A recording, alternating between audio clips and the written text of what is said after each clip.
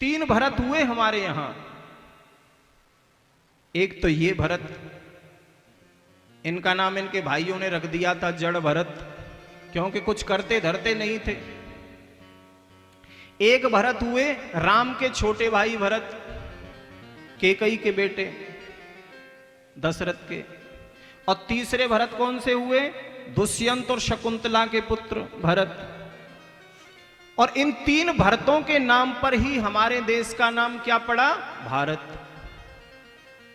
एक थे कर्मयोगी, एक है ज्ञान योगी और एक है भक्ति योगी। कर्म, ज्ञान और भक्ति की भूमि है भारत। इन तीनों भरतों के नाम पर ही हमारे राष्ट्र का नाम भारत पड़ा। और कहते हैं कि भारत में जन्म लेने के लिए देवता भी तरसते हैं। हमारे देश में जन्म लेने के लिए देवता भी तरसते हैं।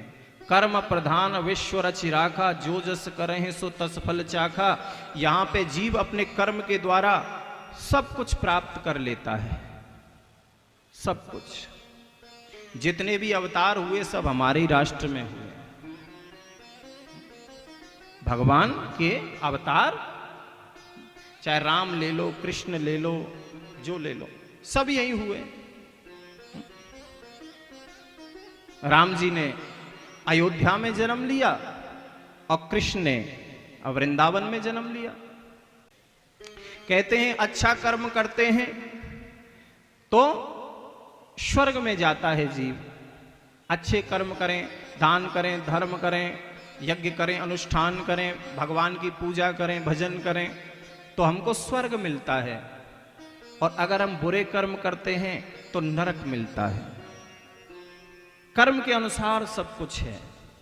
इसलिए हमारे देश को, हमारे राष्ट्र को सर्वश्रेष्ठ बताया शास्त्रों में भी।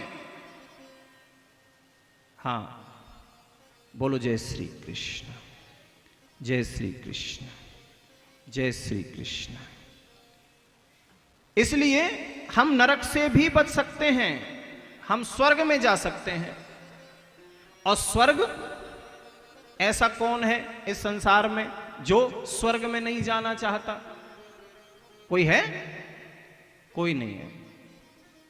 नरक में कोई जाना चाहता है बताओ? कोई नहीं। लेकिन कब नहीं जाओगे? जब अच्छे काम करेंगे। बुरे काम करेंगे तो बिल्कुल रिजर्वेशन कन्फर्म है नरक का, स्पष्ट लिखा है।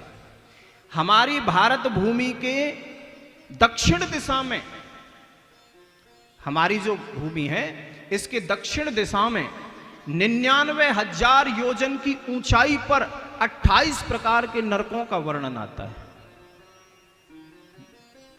नरकों का वर्णन आता है।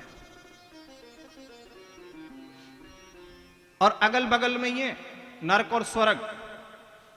हां, जब हिसाब किया जाता है, जिसके पाप कर्म ज्यादा हैं तो बस ऐसे धक्का मार देते हैं नरक में, इधर जाओ। एक ही गेट होता होगा, उसी में से ढकेल देते होंगे। और अच्छे कर्म करते हैं उनको स्वर्ग में डाल देते हैं।